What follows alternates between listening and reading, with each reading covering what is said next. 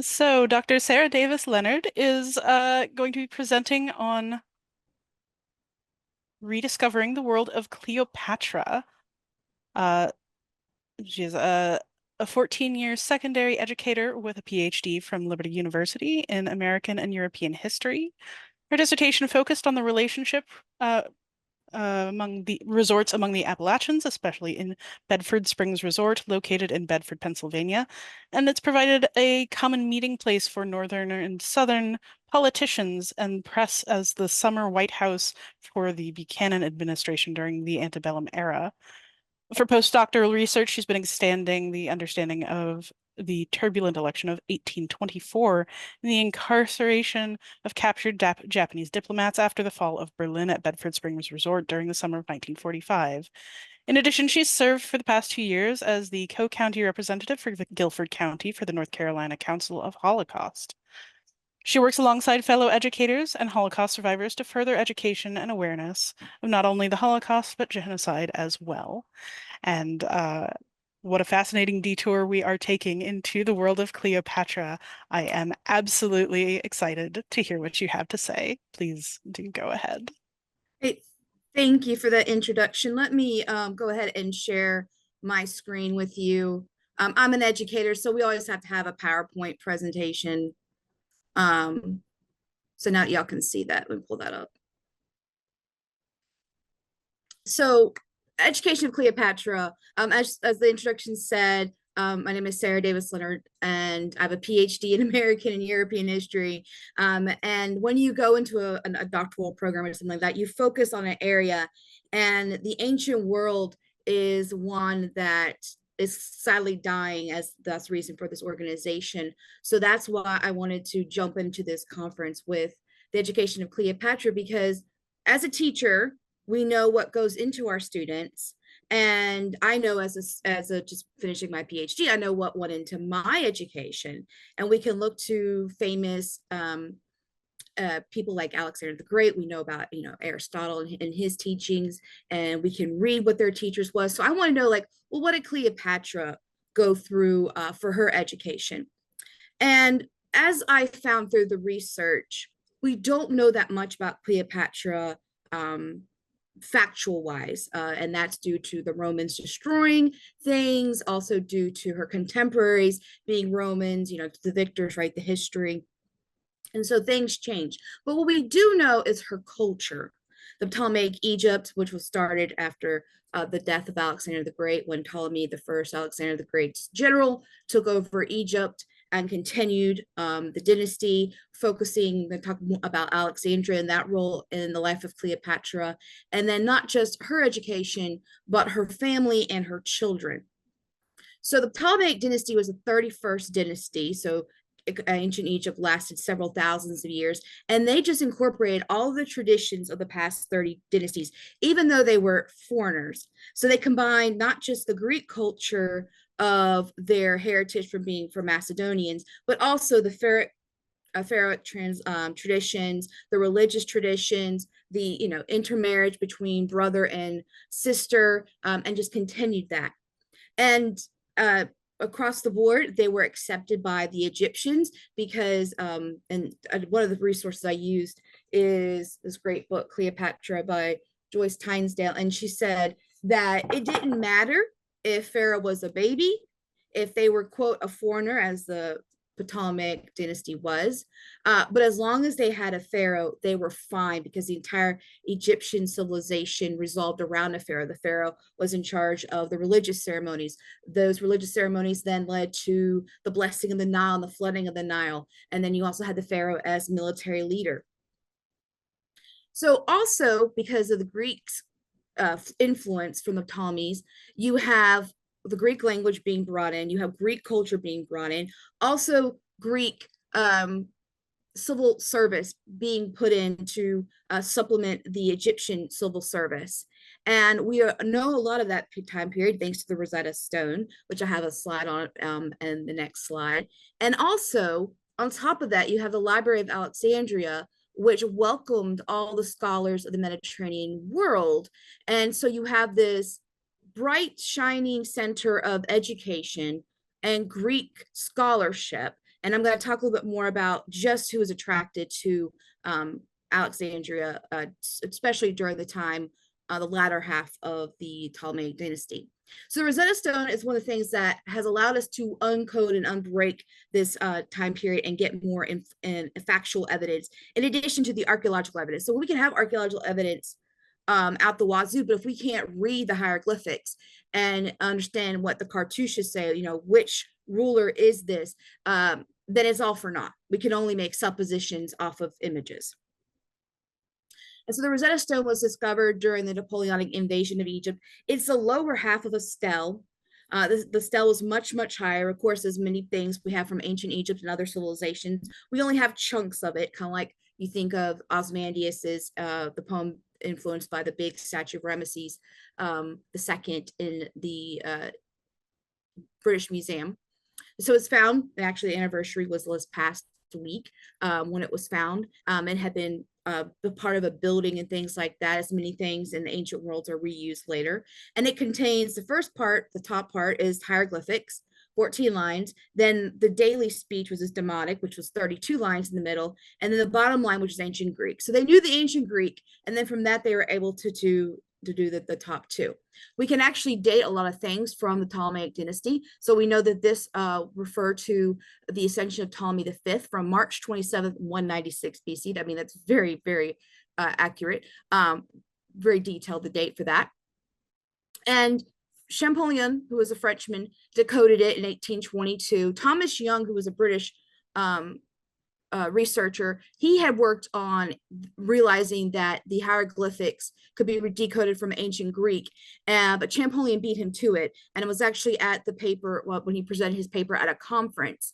And even though the French were the ones who really went into ancient, revived ancient Egypt through Napoleonic, the expedition in the early 1800s, because the British eventually won through the Treaty of Alexandria, the Rosetta is at the British Museum. And if you want to read more about the ongoing feud between the British and French schools of archaeology, this just came out earlier this year, Empress of the Nile, by Lynn Olson, and it talks all about how like the Temple of Karnak and all the temples were saved from the Aswan Dam, but also on how that had to lead to inner workings between the British and the French schools of archaeology, and how much their competition had descended. And it all goes back to the Rosetta Stone and how one hacked it, but the other one holds it, which is fascinating, that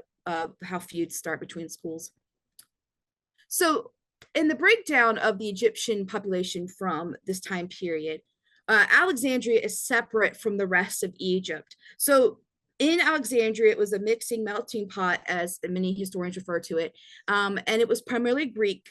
There was a Jewish population. We know that they wrote the Septuagint, and other documents were written in that time period. And then outside of Egypt, you had the lower and upper Egypt being comprised primarily of natives, and then being ruled by Greek civil servants who were then supported by native scribes and scholars. I just saw a recent news article that scholars not scholars, but the scribes were used so much in writing that they actually, you can tell by their bones became brittle by how much they were forced to write continuously from surviving mummies. But in all of Egypt, no matter if you're Greek, Jew, or Egyptian, you were all against Rome. So this is just a breakdown of Egyptian society at that time period, which continued in the Ptolemaic dynasty. And when we say ancient Egypt, we're talking from, over 3,000 years of history, but it was the same. But the priests, of course, were always a very influential part of controlling the rise and fall of dynasties, the rise and fall of leaders. But in this particular time, you also have the influence of Rome and the Greek world. So, of course, Alexandria was founded by Alexander the Great after having a vision, which he quoted a line from the Odyssey, and by Homer when he refers to the island outside of Egypt when Menelaus visits Egypt after leaving Troy. And in that, Alexandria was planned out. And so there's current excavations going on there right now to find the city of Alexander, going even past what we know of Cleopatra's time period. There's a Netflix documentary on Alexander the Great that shows the current ongoing excavations, of course, in addition to what's the current dig for Queen Cleopatra's tomb, which, if that were founding, and I was hoping it could have been found by this presentation, we would know even more about Cleopatra. So what we know about Alexandria is from eyewitness accounts from the Library of Alexandria, of course, that was sadly destroyed. But we do know a lot about the city, but not so much about Cleopatra's reign itself. And I have some quotes from historians on that. So in this melting pot, it's very diverse. And because of the Ptolemaic dynasty living in Alexandria, again, because they are descendants, inheritors of Alexander, also of the 30 dynasties before them, the population saw themselves as kingmakers. And when Rome tried to put Ptolemy, one of the Ptolemies, on the throne, the people killed him. The city of the Alexandrians killed him because they were like, no, we choose who's in charge of, our pharaoh, not Romans. And that was underneath Sulla. So in the city, you have Egyptian and Greek cultural values coming together. So in Egyptian society, women had freedom and independence. There were women who owned their own land. They could get divorced, things like that. You didn't have to marry someone to live. That's the thing. Cleopatra, you were like, well, Cleopatra probably would have wanted to marry Mark Antony. Well, in her culture, you didn't have to marry in order for your children to be recognized. And also, again, you have that rich religious tradition that they had, and also the guise of Pharaoh, the role of Pharaoh. Whenever we think of Cleopatra, we think of her as depicted as Isis. So you have the Egyptian side, and then you bring in the Greek side, where if we look at ancient Greece, we think of Sparta and Athens, where in Athens, women had no role outside of the house. They were, raised to run the home, not much, if any, ability to read or write. Of course, not suffrage, they couldn't vote. But you also have this rich scholaric tradition that is brought over from Athens, from Greece. And so that's all combined in one city. And the Cleopatra is really a product of that. So this is again from this excellent book by Joyce Tisdale on Cleopatra. She said that her reign has yielded fewer papyri than the early Ptolemaic reigns, and which is due to the high water table. So we have really no papyrus primary resources evidence from that time period. So therefore, it is very, very hard for us to actually decode what happened in her life. So we have to take what we do have sometimes with a grain of salt because of the almost propagandic view that Romans took towards Cleopatra during her life and especially after her death. So again, in her lifetime, we're not even sure what her birth date is because the way they would date things is based on the date of the reign. And Cleopatra was a middle child. She wasn't the eldest. And so there's a lot, even that confusion, just obscurity of her origins. Well, I had a beautiful video here. Guess I didn't want to come over, but if you are ever looking for, especially if you want to interest children in history and such, Horrible Histories, which is done by a British TV show, they do music videos, and they had a great one on Cleopatra, which they talked about in 2 minutes all the factual stuff we know about with Julius Caesar and Mark Antony and stuff. But here are the historians and the primary resources that we can look to get mentions of Cleopatra. Plutarch, who wrote a century later, was very negative about Cleopatra, but he did give us some factual evidence, of such as same saying as Cassius Dio, which is even 2 centuries later. Cicero would observe Cleopatra when she lived in Rome. Even the time period that she lived in Rome before Julius Caesar's assassination is questionable. Was she there 2 years? Was she there for a few months and then went back to Egypt and then came back? Even that's questionable. So we do have an eyewitness from Cicero, and Cicero was not too happy with Julius Caesar. Therefore, he's not going to be too happy with Cleopatra. Caesar, who we know spent a lot of time with Cleopatra, he doesn't even really talk about her in his own papers. And now, of course, not everything from this time period survives. We know that, whenever someone would supplant another person, they would raid the archives and destroy resources. Of course, the Library of Alexandria has been burned.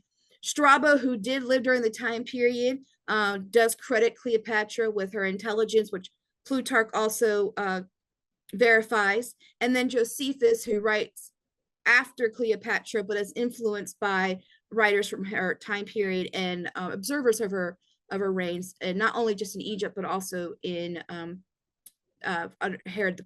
He worked for Herod. He wrote on Herod the Great's reign. He hated Cleopatra over her supposed treatment of the Jews in Alexandria, which has later kind of been debunked. So even images of Cleopatra, which may give us evidence, maybe hints about her education in childhood, don't even really exist. There's a few busts, but they're disputed. This is the only one that's in Rome that can be credited to, like, this is Cleopatra, in addition to coins. But then even coins, you can get into what view was she trying to put on? Was she trying to be an imitator of her father? Was she trying to be a masculine in a masculine world? Was she trying to be like Isis and show her connection with Caesarion? It's just all different things. So this is one clear view that we have of what she looked like. And as we get farther away from Cleopatra, our view of her even gets more clouded, because you can look to Shakespeare, you can look to George Bernard Shaw's images of Cleopatra, and that's what the modern world thinks of her today. So in her time period, there was a Library of Alexandria where every time someone came into the city, they would have, if they had any scrolls with them, they were immediately seized and copied, and then the copy was given back to the person. They kept the original, and then they were translated and studied. So we know that she knew at least Greek, Hebrew, Egyptian, Persian, and Latin, not only read them, but spoke them. Now, Plutarch doesn't mention Latin in his quote when he's talking about Cleopatra's knowledge. But that may be because he assumed anyone who was scholarly or, civilized spoke Latin. But it's impressive the number of languages that she spoke, many of them rare. She was also the first pharaoh to actually learn the language of her people, hieroglyphics. And she used those to her advantage. So her tutor was Philostratus. He was known for his philosophy, rhetoric, and oratory. We know she spoke seven languages at least. More than that, she probably read several of them. Her model that she modeled herself after was Mithridates VI, the Great of Pontos, who was credited with 22 languages. And though there is evidence of her handwriting, which is disputed, scholars believe that she may have wrote cosmetics that she may have, given back to the academic world by writing on medicine. She did support some healing temples. And Galen, the physician, talks about 6 different sections of her works. And so that's how that has survived to modernity. Now, her siblings, her older brother didn't get the same education, which is interesting. Maybe it's because Cleopatra was a go-getter, had a growth mindset. While her younger brother, we know, was controlled by his tutor, which led to his downfall. But the thing is, she had an intellectual court, and that can be seen through her children. And not only do, of course, the twins survive her, but Nicholas of Damascus, who had studied at the Library of Alexandria and had tutored her children, when the children are taken to Rome in the Great Triumph, that the twins are, he follows them to Rome. And we know that their paths intersected with Cleopatra Selene. And so it can almost be seen that with his guidance and the education she received in her mother's court, then that was modeled in her reign with Juba and Mauritania, which continued the legacy of her mother, and just not her mother, but her whole entire dynasty of the Ptolemies. So what we can see from her is, even though the facts are very, very mired in speculation, assumptions, we can see that she had a growth mindset. She traveled the Mediterranean world. She saw that education was a key to power. She saw education led to languages, and she could see, hear people and understand people in their own tongue, because things do get lost in translation. Very similar to what Elizabeth I did. And that allowed her to be one of those people that we remember still today, because of the great strides that she took in order to put herself on the power stage, and also create, a lasting legacy that we still talk about today. Let me stop my share. Thank you so much. So we do have some questions from chat. The first is about dynastic names. The name Cleopatra is such a fascinating topic because it does run through family lines, right? So, like you were mentioning, Cleopatra and her daughter, Cleopatra Selene.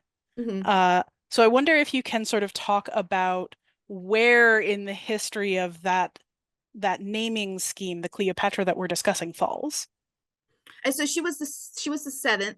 The her mother, even that is a speculation. Like, who was her mother? Because there's evidence of a Cleopatra before her, and they're not sure. In this book by Joyce Teisdale, she breaks it down, even to, so we're talking about all the different Cleopatras, that can get very, confusing. But maybe looking at culturally, ethnically, where did they come from? Because sometimes the queens would be in reference to what monarch they were with. If they were like a sister wife or the mother of a monarch, then that would be the way they would list them. But the Cleopatra before her just kind of disappears. And so they're not sure if that's because she was a lesser wife. Was she a marriage from another country? Was she native? They're not sure. And by, reinforcing the dynasty of, Cleopatra 1, Cleopatra 2, and all that, it's just like we do with, monarchs today, where it's Charles III, because you're reinforcing that you are inheriting the family line, the family tree. And it's so interesting that the women did it, and there were so many, like, are the only probably longest dynasty that we could talk about would be the British monarchy, and there's never been, is Elizabeth II, or Mary III. That's how far they've ever gotten the female lines. And so to have that number of succession showed, again, the inheriting of all the 30 dynasties beforehand, but also set that precedence of strong female pharaohs. And that's why I used the background that I did of Nefertiti statue and everything like that, because we recognize that as, oh, hey, powerful female pharaoh. Now, would have Cleopatra have known all that? Probably not as much, because we know that after their deaths, their memories were expunged. But they did know that there was a powerful line of female pharaohs who could rule in their own right, and had ruled in their own right. So you mentioned the sort of expunging of records, um, but we do clearly have some knowledge of this. Mm-hmm. So can you talk about what Cleopatra, as a highly educated woman, might have known about the legacy of Nefertiti, the legacy of prior queens and pharaohs, as they relate to her position in the late stages of Egypt as its own power? So I think the first thing we could look at is the temples and the scenes depicted on the temples, because that was one thing that even Cleopatra, there's one, I believe it's in Karnak, that we still have her on a temple because it's so high up they couldn't get to it. And so there are still clues. This is again, I keep drawing comparisons to British monarchy, but it's like Henry VIII tried to expunge everything of Anne Boleyn, but a few of her symbols survived because they were so far up. There's like, or they missed it. And so it's the same thing in ancient Egypt. You could, and she could read the language, so she could read and understand like any of her predecessors in her own dynasty. Read the history of the people who came before. We know she traveled immensely throughout ancient Egypt. She traveled down the Nile with Julius Caesar and other type, but also it was important for the pharaoh to be seen outside of Alexandria, to visit Memphis, to go through, to also because the priests were so powerful. So all that came together to where she could actually take advantage of not just the symbolism, but she could actually be like, draw connections, and they did. And her naming, she, Philopator, the daughter, trying to embrace what her father was known for. And so she really worked heavily on that symbolism, not just within Egypt, but within the Mediterranean world, of the role of a female pharaoh. Yeah, you mentioned something there that I think is really interesting to bring up. You said that unlike her predecessors within her dynasty, she could read the local language. So I guess I want to ask you about the relationship of the Ptolemaic dynasty to the Egyptian population. And I don't know how much you want to get into that. We only have a couple minutes left, but wherever you want to take that is great. So they were removed from the populace, especially because they set up shop in Alexandria, unlike the previous pharaohs when we think of Memphis or Thebes. When you think of, the Valley of the Kings, the pyramids, that's a totally different time period. And those existed, right? The Valley of the Kings and Queens, which in, again, this book, Empress of the Nile by Lynn Olson, the French archaeologist actually argues that the Valley of the Queens and Kings should be named Valley of the Children, because of how many what they're finding in that archaeological rich valley. So they were removed from the populace, the local populace. Yes, Alexandrians were unique. Yes, there were Egyptians and there were Greeks and there were Jews living there, but they weren't the normal farmer on the Nile River. And again, that's what almost the whole career of the French archaeologist I mentioned earlier was looking at the burial ceremonies and things and seeing like what was the actual life of the Egyptian peasant or farmer or what have you, scribe was like. And that was something that's really only been done in the last 60 years. And so they were removed from that. Yes, they were adored and by the people, but that was because of their image. It was centered to their civilization and reinforced by the priest and the ceremonies that they went through, and also the coinage and all the trappings. They were very big into displays and things like that. So the common, person living on the Nile River, would have seen the pharaoh, several times a year throughout the thing, but there would not have been a connection between the two, unlike in previous years when pharaohs had to do, testaments of strength and run races and things like that. It was a shift in the practices of, living within the people like they did before the 1 through 30th dynasty, not the 31st.